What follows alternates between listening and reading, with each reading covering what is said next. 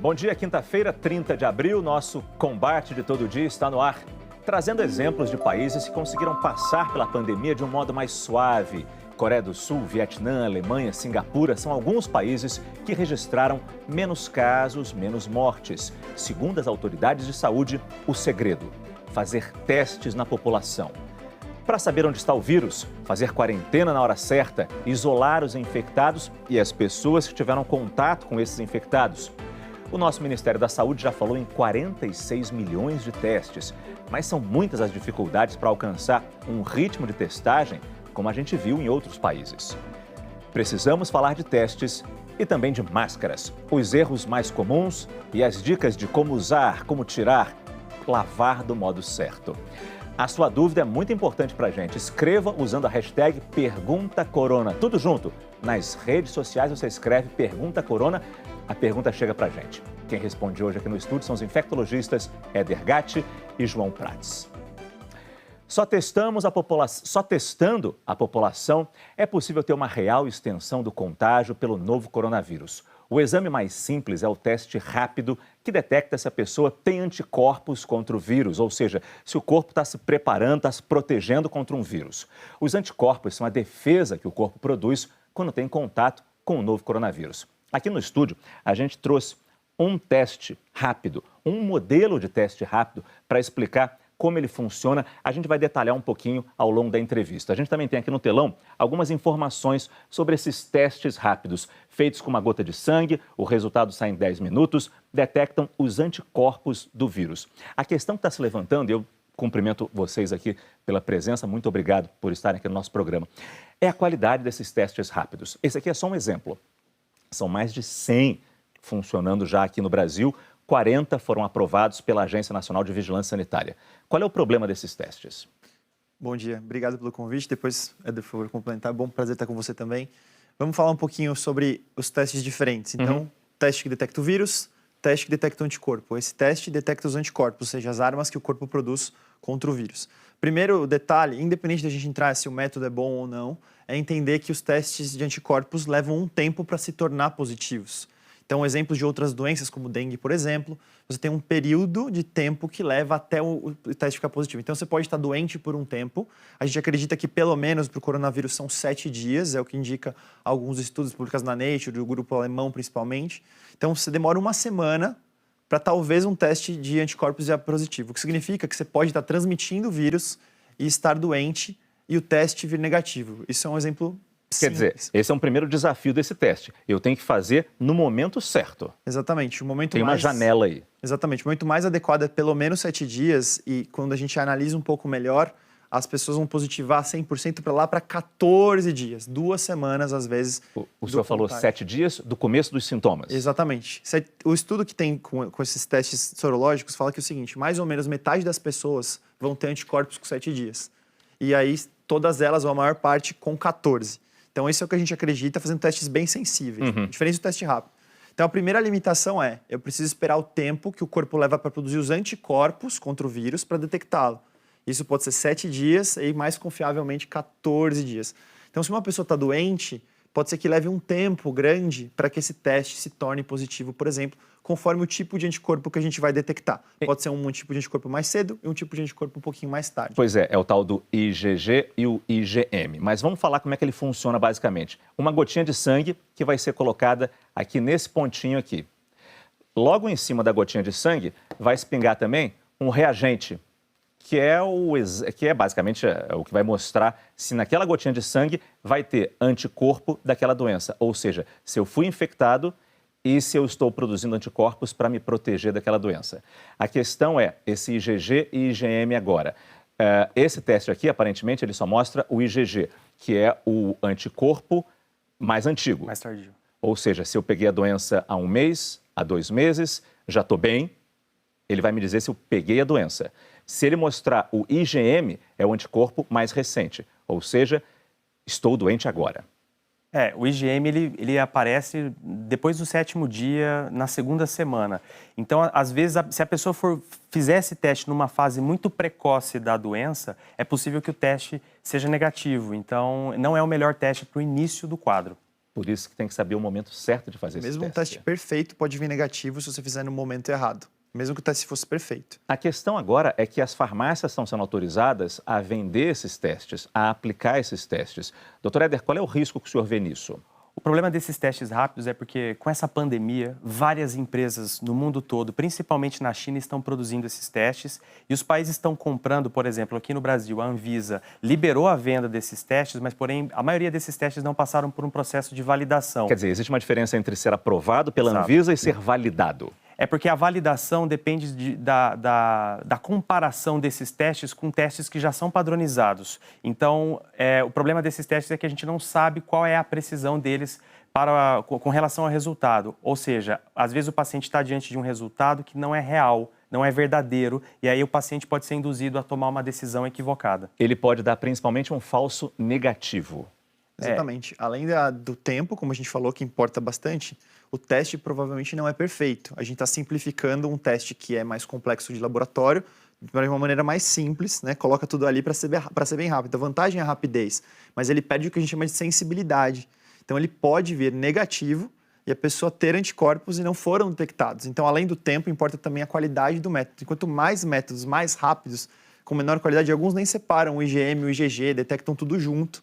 Isso é um outro problema, uma outra questão que pode ser um falso negativo. Vem negativo, você está tranquilo, quando na verdade pode ir ou estar transmitindo a doença, ou até, né, É um perigo. Mesmo no período depois, continua transmitindo e não sabe. Falso negativo é um perigo. Agora, deixando bem claro mais uma vez, isso aqui é só um exemplo de teste, a gente não está julgando esse teste, nem fazendo um julgamento também de todos os testes rápidos, porque eles têm uma importância.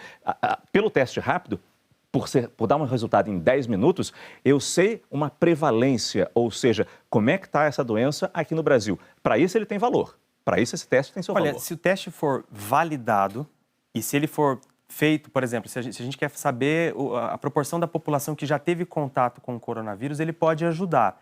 Mas precisa ser validado e, assim, ele serviria para pessoas que estão numa fase mais tardia da doença ou então pessoas que já tiveram a doença e querem saber apenas se tem anticorpos ou não. Mas em termos de saber como essa doença está instalada no Brasil e rapidamente, de forma simples, esse teste aqui funciona para isso. Ele é interessante, assim, de novo, tem o problema do método, de não conseguir detectar, tem algum problema na qualidade do teste. Mas se ele fosse perfeito, detectasse todos os anticorpos adequadamente, os IgGs, para que seria bom? Quando a gente pensar em diminuir, por exemplo, as medidas da quarentena, a gente precisa saber quantos por cento da população, principalmente a população de baixo risco, está imune. Isso é o que diz o estudo do MIT. Você vai conseguir reduzir, se a transmissão vai reduzir se tiver muita gente imunizada. E esse teste pode ser útil para ser feito em massa, para nos dizer como é que está aquela nossa cidade ou país em relação à proteção contra o vírus. Exatamente. A dúvida é se ele funciona para uma pessoa, para um indivíduo, para dar segurança àquela pessoa, se ela está ou não doente. A gente falou aqui na conversa que a Agência Nacional de Vigilância Sanitária permitiu que as farmácias realizassem esses testes rápidos. A resolução explicando como isso vai funcionar foi publicada ontem. Para falar sobre esse assunto, nós conversamos agora com o farmacêutico Forlan Oliveira Silva, que é do Conselho Federal de Farmácia. Forlan, muito obrigado pela sua participação, pela sua presença aqui no nosso programa. Bom dia para o senhor. Os farmacêuticos vão passar por um treinamento para aplicar esses testes? Eles precisam passar por esse treinamento? Bom dia, eu agradeço pelo convite. E nós, enquanto conselho, nós estamos disponibilizando para os farmacêuticos um canal de comunicação. O Conselho Federal de Farmácia tem em seu portal todo um aparato, inclusive a equipe do Centro Brasileiro de Informações de Medicamentos está tirando dúvidas desses profissionais que eventualmente ocorram. É bom lembrar que os farmacêuticos eles já são habilitados à realização desses exames. Tá? O que nós vamos fazer é complementar e ajudá-los naquilo que for possível, no sentido de garantir tanto a segurança deles quanto a segurança dos pacientes nos resultados. Olha, os infectologistas falaram muito bem, eles colocaram da preocupação e das limitações do teste, e a gente reforça que essas limitações, elas estão relacionadas com a técnica, com o teste, e não com o fato de ser realizado na farmácia. Sem dúvida. Os farmacêuticos estão na linha de frente e a gente tem que agradecer muito a presença deles nesse momento. São essenciais, são pessoas essenciais. Mas a pergunta agora, eu não sei se você vai saber responder. As farmácias Tem estrutura para isso? Tem salas para fazer esse teste? É uma gotinha de sangue, eu sei, mas não vai fazer no balcão. Outra coisa, as farmácias têm como receber essas pessoas que podem chegar doentes, aglomeração. O senhor se preocupa com isso? Com certeza. Nós estaremos juntos, tanto com a Agência Nacional de Vigilância Sanitária, quanto com as vigilâncias sanitárias locais, promovendo fiscalização. Olha, o que a resolução fala é que as farmácias ou drogarias poderão realizar esse teste. E eu digo poderão porque apenas aquelas que cumprirem os requisitos é que vão estar aptas a fazer.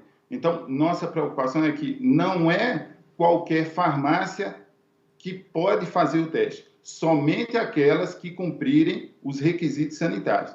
Nesse sentido, os conselhos regionais vão promover fiscalizações no sentido de averiguar se esses cuidados estão sendo adotados. Nossa preocupação agora é com a segurança desse profissional e também do paciente. Claro. Todas aquelas normas de segurança, elas têm que ser cumpridas, inclusive aquelas de distanciamento, local adequado, equipamentos de proteção individual. Isso é imprescindível. Forlan Oliveira, do Conselho Federal de Farmácia, muito obrigado pelas suas explicações, importantes explicações sobre a questão dos testes rápidos em farmácia. Muito obrigado e bom dia para o senhor. A gente falou teste rápido, temos que falar do outro teste também, o PCR, o teste mais preciso para identificar a contaminação pelo novo coronavírus.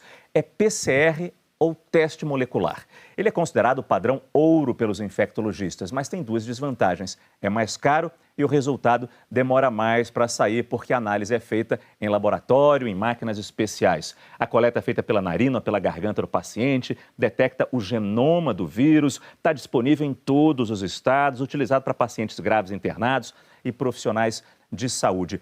Esse deveria ser o foco do governo? A gente ter PCR para todo mundo, mas acho que não é possível isso, né? Um exemplo que a gente gosta de citar sempre é o exemplo da Coreia do Sul, né, que em pouco tempo eles tinham um PCR rápido e barato produzido localmente e disponível, por causa da estrutura laboratorial que tem em todo o país. Já tinha essa estrutura. Então eles conseguiram instalar rapidamente um PCR, tinha um drive-thru para você ir lá e fazer o PCR se tivesse sintomático. Então, você tem sintomas, o primeiro teste que seria positivo e que confirma a doença é o PCR. E eles conseguiram fazer isso de uma maneira muito rápida, ligado inclusive aos aplicativos de celular. A gente tem a imagem ali do swab, que é esse cotonete que é enfiado no nariz ou na garganta do paciente. Isso tem que ir para o laboratório, isso exige pessoal especializado. Por isso que esse teste é tão preciso, porque tem muita coisa envolvida aí, muita técnica envolvida aí.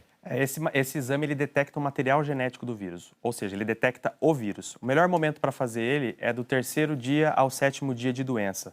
Ele pode ser feito até o final da 2ª semana, só que o melhor momento é esse, de 3 a 7 dias de sintomas.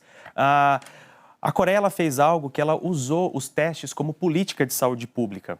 E é justamente o que nós não estamos fazendo aqui no Brasil. Eles usaram o teste como ferramenta para decidir sobre o isolamento social das pessoas e qual é o melhor momento de entrar ou sair de quarentena. Hoje o Brasil sofre com uma falta de exames e não está tendo capacidade de ter precisão de dados para conseguir tomar a melhor decisão. Como esse teste detecta o vírus no nosso corpo, ele só vai mostrar se eu estou doente neste momento. Se eu peguei a doença há 1 mês, 2 meses, quero saber se eu fiquei doente, estava sintomático, tive uma coriza, não adianta o PCR. Para essa situação é melhor o teste sorológico, aquele que detecta anticorpos. Que é o da gotinha de sangue, mas que tem Existe um teste sorológico também com gotinha de sangue, mas que consegue ser mais preciso. Isso, o teste de rotina feito no laboratório, a semelhança de outros exames como os que a gente faz para o HIV, como faz para hepatites, existe esse teste para ir para o laboratório, coletar um tubo de sangue mesmo no laboratório e faz com toda a estrutura. Vamos dizer, a gente coloca um sistema muito simples dentro daquela plaquinha. No laboratório ele é mais controlado, é mais fácil de repetir, de checar se está tudo bem com todos os reagentes, é mais certeiro e a gente acerta mais no laboratório do que com os testes rápidos. Mas eles são mais lentos, precisa coletar. Não, entendi, mas quer dizer, esse sorológico então é o meio do caminho entre o teste rápido da farmácia, por exemplo, e o PCR. Na verdade, ele é para ver a doença em um outro momento, talvez numa fase mais tardia. É um teste rápido melhor, na verdade, vamos dizer assim. É um teste rápido, só que leva mais tempo e precisa de mais estrutura. Então... Pois é. A gente está falando muito aqui do Brasil. Um estudo coordenado pela Universidade Federal de Pelotas mostrou que para cada pessoa contaminada no Rio Grande do Sul, há 12 casos não notificados. Como é que eles descobriram isso? uma pesquisa que usou teste sorológico, que deve ser ampliada para outras 133 cidades do país a partir da semana que vem. Sobre essa pesquisa tão importante, eu converso com o reitor da Universidade Federal de Pelotas e coordenador desse projeto, professor Pedro Alau. Professor, bom dia, muito obrigado pela sua participação aqui no nosso programa. Em termos de subnotificação, a gente pode fazer uma projeção desse resultado que vocês alcançaram aí em Pelotas para o Brasil? Olha, na verdade, a gente tem o resultado que nós encontramos, ele é válido para o Rio Grande do Sul, mas é muito provável que uma subnotificação, talvez da mesma magnitude, talvez um pouco maior ou menor, também aconteça em outros estados da federação. Basicamente, o que nós encontramos é que, para cada teste notificado que aparece nas estatísticas oficiais, devem existir cerca de 12 pessoas que não têm o teste positivo, mas que também já tiveram contato com o vírus. É muita coisa. Como é que o senhor acha que esse resultado pode alterar uma ação de governo, uma ação de saúde pública, nesse momento que a gente está vivendo a pandemia? Eu estava ouvindo com muita atenção a manifestação dos colegas que estão aí na mesa. E uma questão central é que essas outras pessoas que não têm o diagnóstico, elas podem estar transmitindo a doença simplesmente porque elas não sabem que tem o vírus. Essa é a nossa maior preocupação com a subnotificação. Porque aquela pessoa que tem um diagnóstico positivo, certamente que ela vai tomar mais cuidados, ela vai adotar as medidas de distanciamento. O problema são essas pessoas que não sabem que tem o vírus e que, portanto, provavelmente não estejam adotando um distanciamento social tão rígido quanto aqueles que têm conhecimento. Vocês usaram testes rápidos, mas esse teste sorológico que vai para o laboratório ou esse da gotinha de sangue que sai em 10 minutos? Que tipo de teste vocês usaram? Nós utilizamos um teste rápido, claro que com todos os cuidados, um teste que em 15 minutos sai o resultado. Submetemos esse teste a uma série de estudos de validação. A gente encontrou que esse teste ele só dá 1% de falso positivo e ele dá ao redor de 15% de falsos negativos. Tem um estudo de validação recém-publicado que mostra que entre todos os testes rápidos, ele é o que tem, junto com o outro, o melhor desempenho entre todas as possibilidades. Para estudo populacional, para monitorar percentual da população com anticorpos e tendências temporais, ele é um ótimo teste. Claro que a gente tem que saber a diferença entre o teste que vai ser utilizado para detectar anticorpos, daquele teste que os colegas estavam explicando muito bem para os telespectadores, que são testes para identificar a infecção aguda. Cada um identifica uma coisa em um estágio da doença. E, professor Pedro, rapidinho que o nosso tempo está acabando já, como é que as pessoas que foram testadas reagiram? O senhor tem essa informação? Estão assustadas? Estão com medo? O que elas dizem? Não, a nossa estratégia de pesquisa, ela lida com isso desde o começo. Então, tem todo um suporte da vigilância epidemiológica. Imediatamente, as pessoas são comunicadas do que fazer. A gente também testou os familiares dessas pessoas que tiveram teste positivo. Ótimo. E foi muito interessante. 75% dos familiares das pessoas que tiveram teste positivo também tiveram resultado positivo no teste rápido. Mas as pessoas, em geral, reagiram bem à notícia, até porque tinha todo um sistema de suporte montado pela universidade para acolher essas famílias. Claro, informação é segurança, é o que a gente diz tanto sempre aqui no Combate. Pedro Alau, da Universidade Federal de Pelotas, muito obrigado e parabéns pela pesquisa. Eu que agradeço e vou seguir acompanhando aqui o excelente debate que vocês estão fazendo sobre os testes disponíveis. Muito obrigado. Um prazer ter sua presença, então. Bom dia para o senhor. O Ministério da Saúde diz que a nossa rede de laboratórios tem capacidade para fazer até 11 mil testes por dia e que o objetivo é chegar a 50 mil exames diários aqui no Brasil. Se a gente comparar, a gente está meio longe. O Reino Unido, também muito atingido pela pandemia, tinha a meta de realizar até hoje, 30 de abril, 100 mil testes de diagnóstico por dia. Ontem, o Ministério da Saúde britânico anunciou que conseguiu chegar a pouco mais da metade desse número. Centros de testagem foram montados em 40 locais do país. A maioria com sistema de drive-thru para teste de PCR, que a gente explicou que é aquele mais preciso. Num primeiro momento, o governo britânico testou apenas pessoas doentes e profissionais de saúde. Depois passou a testar também pessoas com sintomas acima dos 65 anos e quem convive com elas. Enquanto isso, nos Estados Unidos, cerca de 5,5 milhões de pessoas já foram submetidas a testes de PCR. É pouco para uma população de 320 milhões. O estado de Nova York, com quase 1/3 do número de casos do país, expandiu a testagem para atingir entre 20 mil e 40 mil pessoas por dia, só em Nova York. Socorristas, trabalhadores da saúde e de setores essenciais passaram a ser testados mesmo sem sintomas. As 5 mil farmácias do estado estão autorizadas a realizar testes de anticorpos. A gente vê que o PCR, então, foi muito utilizado em outros países do mundo, como a gente já discutiu aqui, e isso é tão importante. Agora, me corrija se eu estiver errado, já falei isso antes, não é só ter o número, não é só ter o teste. A gente precisa também saber isolar aquela pessoa, encontrar os contactantes, as pessoas com quem ele teve contato, isolá-las também e monitorá-las. Todo dia no telefone. Está doente, não está doente? Isso é fundamental também. Não sei se a gente consegue fazer isso no meio da pandemia.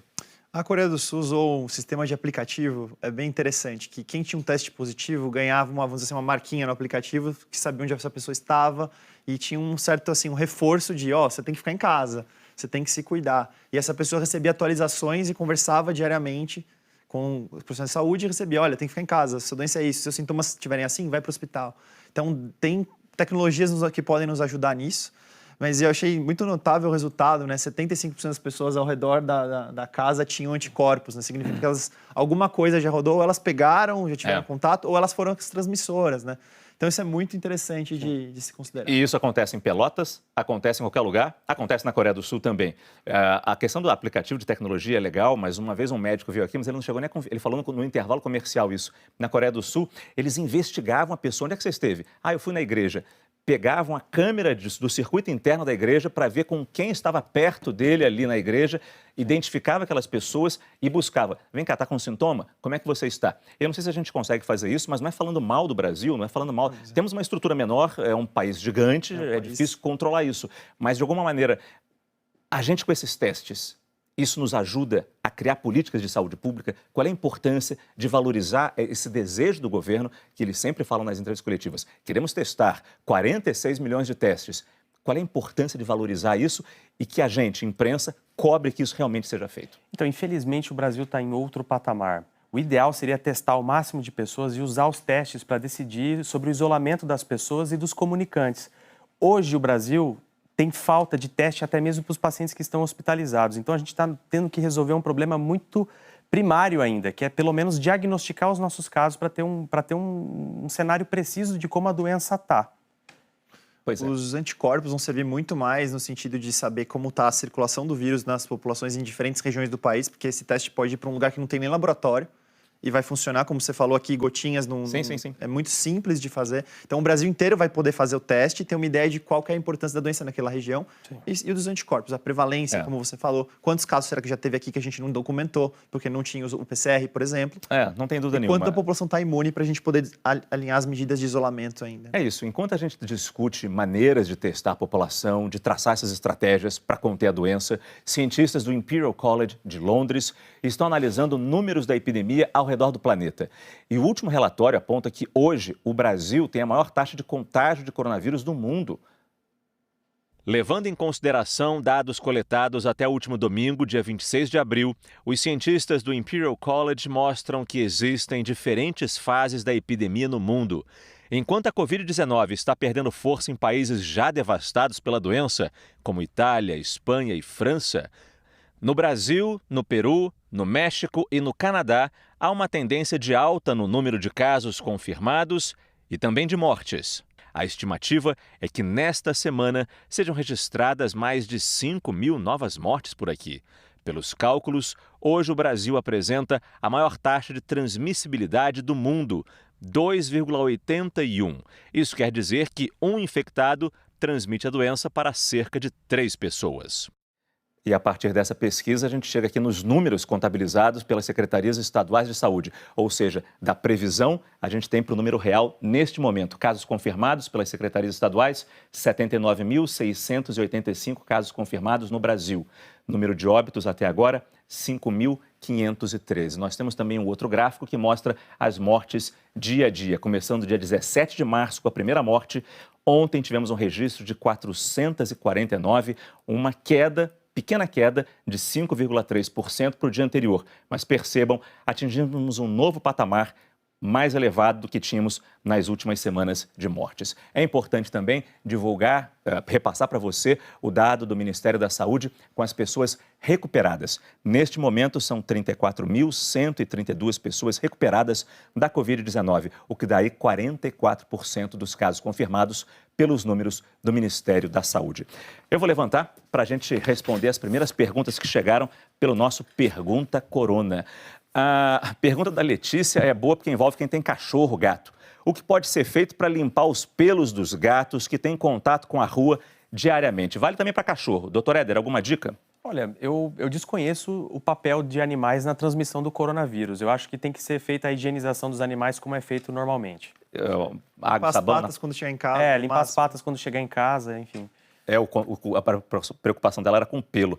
A pergunta do José: posso pedir delivery de comida crua, japonesa, por exemplo? Tem mais risco do que uma comida cozida ou frita? A gente não acredita que comida seja muito importante na transmissão da doença, de um modo geral. Os cuidados que a gente já toma com a comida são muito bons e o corona não parece ser importante isso. Não se preocupe, pode pedir o que quiser. A questão da comida é mais a embalagem que ela chega, né? Isso, os cuidados com a manipulação dela antes, exatamente. Pergunta do Belo: estou me cuidando, mas as pessoas que moram comigo não estão tomando as medidas indicadas. Como devo proceder? Primeiro, orientar as pessoas que moram com ela a tomar as medidas, insistir nisso e ela investir mais nas medidas de cuidado dela, de lavagem das mãos e uso de máscaras. Pergunta da Pamela é curta e grossa. Já que os testes rápidos só dão positivo alguns dias depois do contágio, eles servem apenas para entrar nas estatísticas? Tem um pouquinho mais do que isso, né? A gente falou um pouquinho já sobre isso. Ele pode ser útil para várias coisas, né? Não para diagnosticar pessoas sintomáticas agudas, isso que a gente deixou claro aqui. Pergunta do Marcos: tem algum problema eu doar sangue se estiver com a Covid-19, mesmo estando assintomático? Bom, acho que eu já respondo, né? Se ele está doente, ele não tem que sair de casa. Exato. Eu não tenho essa informação com precisão, mas eu acredito que a testagem, na triagem dos bancos de sangue, eles também estão verificando se a pessoa tem coronavírus. Os doadores de carteirinha estão sendo orientados a ficar em casa, super isolados, então tem um protocolo dos bancos de sangue para orientar os seus doadores. Então, se você é doador, é só se informar no seu banco de sangue, todos têm um protocolo. Pois é, você marca a hora, ou então... Eles estão triando, você sabe? Tem que estar em casa o tempo todo, alguns triam, dependendo do paciente, se é um doador de uma coisa, plaqueta, proférese e coisas mais complexas assim. Então, tem. Começou um debate aqui. A gente faz um rápido intervalo comercial e já volta com as suas dúvidas no nosso combate. Até já.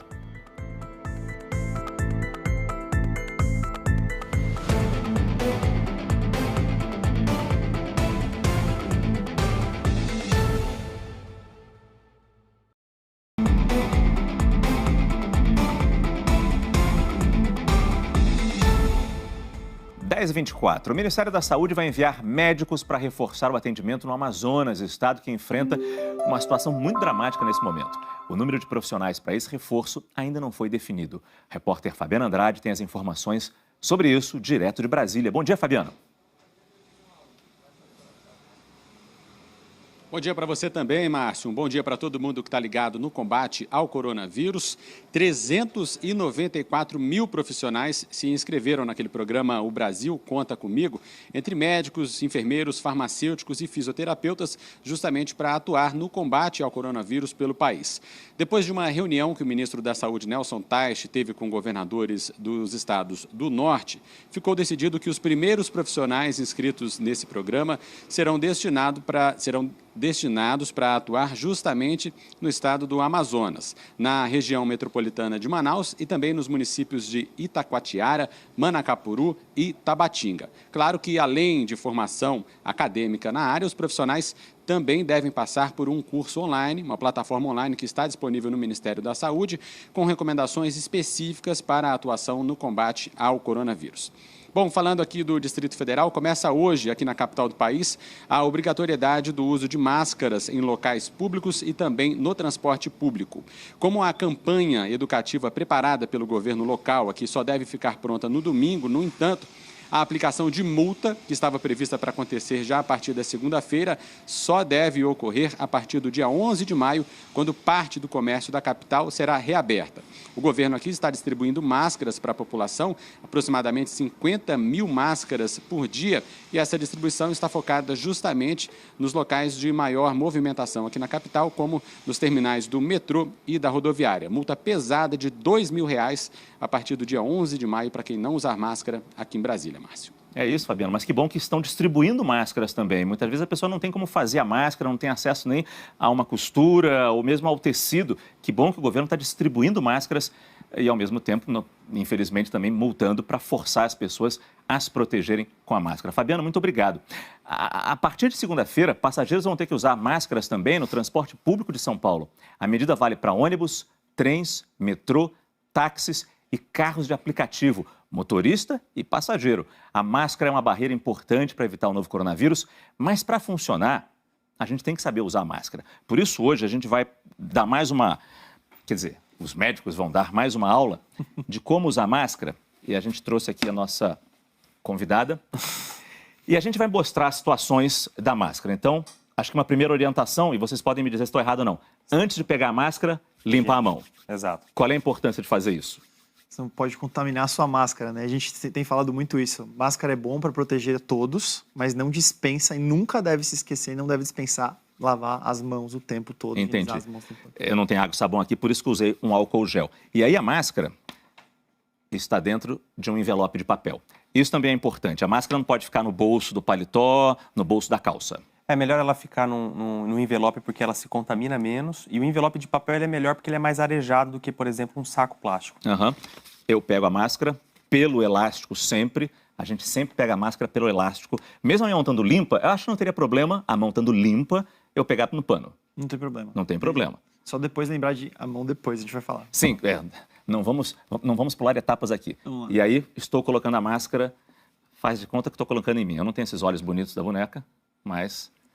E ajusto aqui, porque a minha mão está limpa, ajusto cobrindo todo o queixo e também por cima do nariz. Nariz e boca, exatamente. Muita gente está usando a máscara assim para facilitar a respiração. Fica bem mais agradável, a gente tem que reconhecer, respira muito mais fácil, mas não adianta nada. A máscara embaixo do nariz não adianta nada. Não adianta porque a pessoa continua com a via aérea exposta, né? O nariz exposto. Se você estiver passando para alguém sem sintomas ou com poucos sintomas, continua saindo vírus pelo seu nariz, né? Também é E clássico... sujando sua máscara.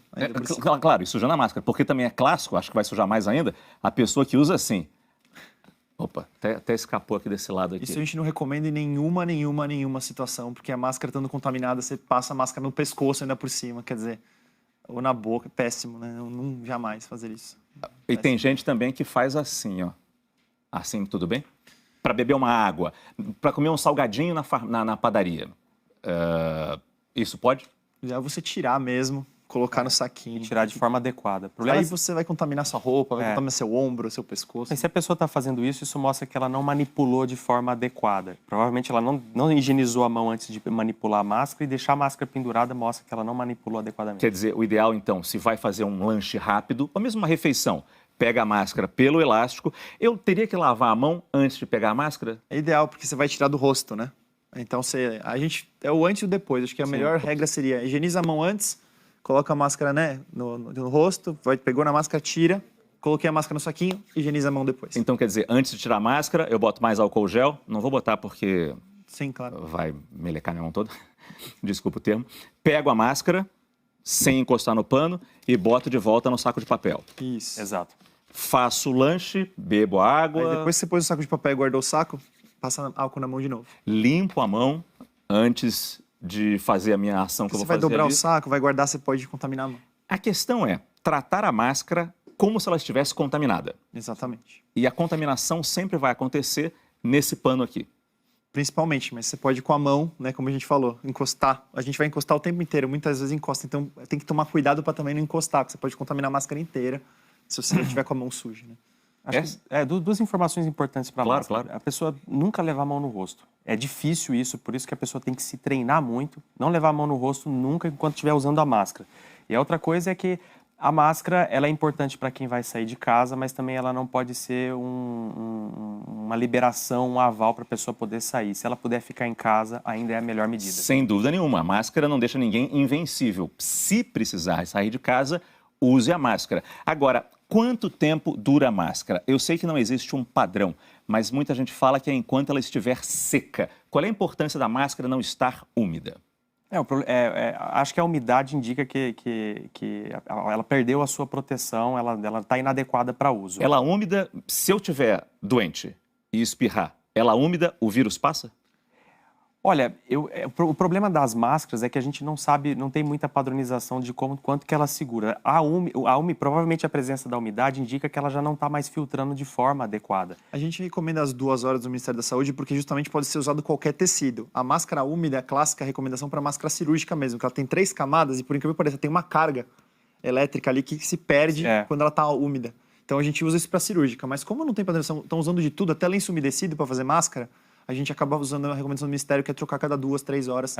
Porque você não tem como garantir. Padronização, né, para máscara de pano. Não sabemos o que vai ser usado como máscara. Entendi. Quer dizer, sem padronização, eu sei que é difícil a gente dar uma orientação aqui, mas então, enquanto ela estiver seca, enquanto a pessoa estiver sentindo a máscara seca, tomando todos os cuidados de evitar aglomeração, lavar muito bem as mãos antes e depois de colocar a máscara, mas ela estando seca, eu acho que não excedendo também, talvez as 4 horas aí, como o senhor disse, né, doutor? De 2 a 4 horas. 2 a 4 horas, percebendo bem se ela está úmida ou não. Sim. Assim, veja, é uma medida que a gente está tomando, a orientação que está sendo dada, haja vista que não tem máscara cirúrgica disponível para todo mundo. Sim, claro. A de pano é o que tem agora. Mas é importante a população saber, essas máscaras, a gente não tem padrão sobre ela, a gente não sabe o quanto que ela está protegendo, o quanto que ela está filtrando. E ela é mais importante para que a pessoa doente não elimine o vírus. Então, orientar todo mundo a usar, ela serve para que aquela pessoa que tem o vírus não dissemine. Entendi. É mais do que proteger a pessoa que está usando para que não pegue. A gente sabe proteger a todos e as mãos para se proteger. A gente tem que falar isso. Exatamente. A máscara não vai deixar ninguém invencível, ela é mais para quem está doente quando espirrar. E mesmo se a pessoa está doente, assintomática, bom, ela não vai saber se está doente ou não, mas o cuidado é, mesmo de máscara, espirrar no braço. Sim. Manter a higiene e manter a distância também. Não quer dizer que se você puder ficar distante é melhor. E o distanciamento. Agradecendo aqui a presença da nossa convidada especial. Eu me levanto aqui para ouvir a nossa Clara Velasco, que todo dia traz para a gente as dicas do G1 sobre o que é fato, o que é fake, o que circula de falso nas redes sociais. Clara, bom dia para você. Aprendeu as dicas da máscara aqui? Você não precisava, né? Você sabe tudo. Você sabe tudo, Clara. Não, com certeza. Mas é sempre bom a gente prestar atenção, né? Para não fazer nada de errado. Bom, Márcio, mas vamos lá às nossas fake news. As pessoas estão compartilhando um vídeo que mostra um carro pegando fogo em Itatiba, no interior de São Paulo. E aí, junto com esse vídeo, tem uma mensagem que fala que o fogo foi causado por um frasco de álcool em gel que estava no painel desse veículo. Mas isso não é verdade. Esse carro realmente pegou fogo na semana passada, mas os bombeiros falaram que não encontraram nenhum pote de álcool em gel nele, que provavelmente o carro teve um problema elétrico, mas que só a perícia vai determinar o que realmente aconteceu. De qualquer jeito, os bombeiros aproveitam para fazer um alerta de que o álcool, seja ele em gel ou líquido, pode ser perigoso, principalmente se os ocupantes do carro forem fumantes. Então, o álcool não deve ficar no painel do veículo.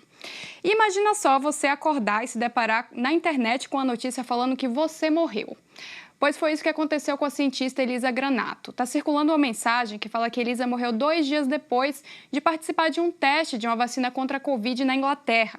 Mas, como eu falei, isso é fake, é falso. Elisa realmente foi uma das primeiras pessoas a receber uma dose de uma vacina experimental que está sendo feita pela Universidade de Oxford, onde ela trabalha como pesquisadora.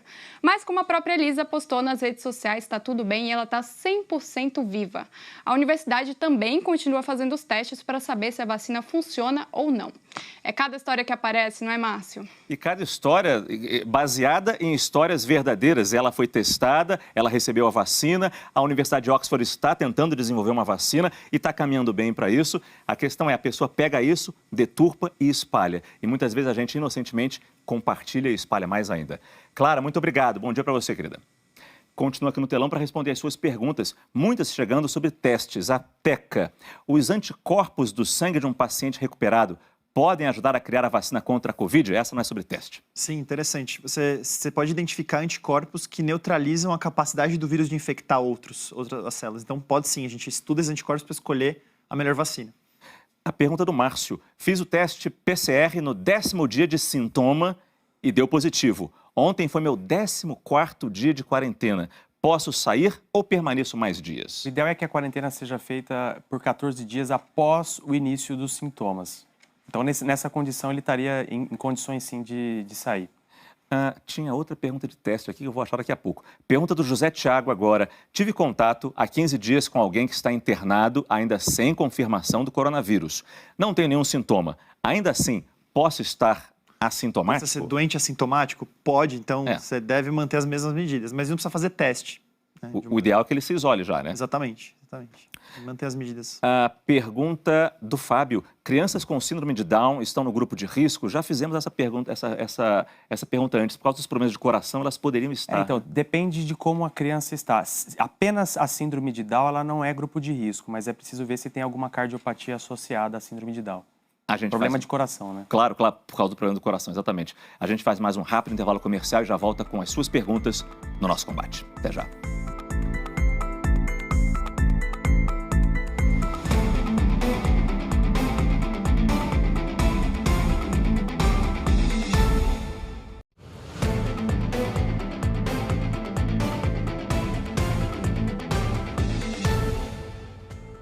Dez e 40, por causa do alto risco de contaminação, quem está internado nos hospitais lutando contra a Covid-19 não pode receber visitas. E quem está do lado de fora também sofre com a saudade. Mas o Hospital Universitário do Rio de Janeiro deu um jeitinho de aproximar pacientes e famílias. A repórter Larissa Schmidt conta pra gente. Larissa, bom dia, como é que funciona isso?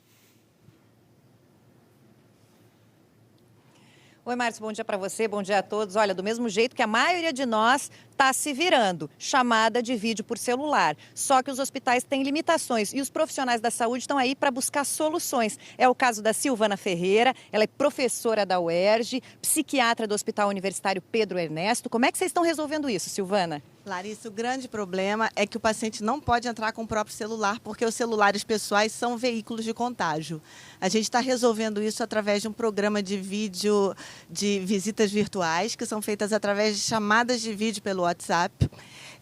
A gente usa para isso celulares que, na verdade, foram doados pela comunidade, pela comunidade lá do próprio Pedro Ernesto. Até porque não podem ficar com o celular do paciente, porque vocês não podem ser responsáveis por isso. Exatamente, né? Larissa. E essas chamadas são assessoradas pela nossa equipe, pelos residentes de psiquiatria e psicologia, que fazem a chamada e seguram o celular para não haver contaminação. Agora, esse contato, ele traz resultado no tratamento?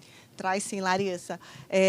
O isolamento, o afastamento dos vínculos familiares, ele vai gerar muito sofrimento psíquico, às vezes transtornos mentais, e esses transtornos mentais estão relacionados a baixa imunidade e piora de prognóstico da maioria das doenças físicas. Assim, eles melhoram o prognóstico dos nossos pacientes com Covid. Tá, ok. Muito obrigada. Olha, dizendo que o hospital hoje tem 9 celulares, está recebendo doações quem está no Rio de Janeiro, precisa de 25 celulares, e quem passa lá pode ser um celular usado também, aproveita para doar sangue que o hospital está precisando. Márcio. Que bacana, Larissa. Parabéns, pessoal do hospital. Muito obrigado por essa boa notícia, mostrando como a tecnologia faz essa ponte e ajuda no tratamento. Obrigado, Larissa.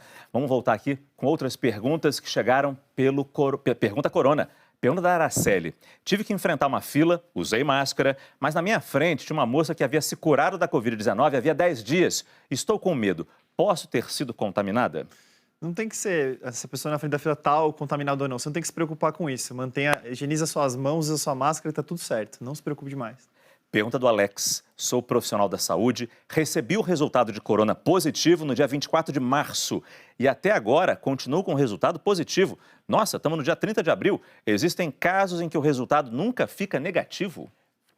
Nunca é uma palavra muito forte. Acontece de algumas pessoas ficarem com os resultados positivos por mais tempo, por resquício do vírus na via aérea. E o teste sorológico, esse vai ficar positivo por muitos anos, principalmente o IgG.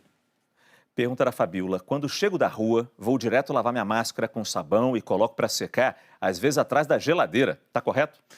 Tem que chegar, lavar a máscara mesmo com água e sabão ou colocar na água sanitária. Lembrar que a máscara tem que estar visivelmente limpa E você pode colocar num produto com cloro. Colocar para secar a geladeira, se tiver tudo limpo, sua mão e a máscara, não tem problema. É porque ela tem pressa para usar a máscara no dia seguinte. De novo, né? Que bom. Pergunta do José Thiago. Tive contato há 15 dias com alguém que está internado, ainda sem confirmação do coronavírus. Não tenho nenhum sintoma. Posso estar assintomático? Na verdade, se essa pessoa se expôs a uma pessoa doente, ela pode sim estar assintomática, ela deve fazer o isolamento social. E usar máscara para sair, exatamente. Doutor Éder, doutor João, muito obrigado pela presença de vocês aqui no nosso programa hoje. Foi muito bacana. A gente fica por aqui. Se você quiser rever o combate ao coronavírus, é só ir no Globoplay. Você agora assiste ao Encontro com Fátima Bernardes. Nosso combate volta amanhã às 9h50. Lave bem as mãos e, se sair de casa, use máscara. Bom dia.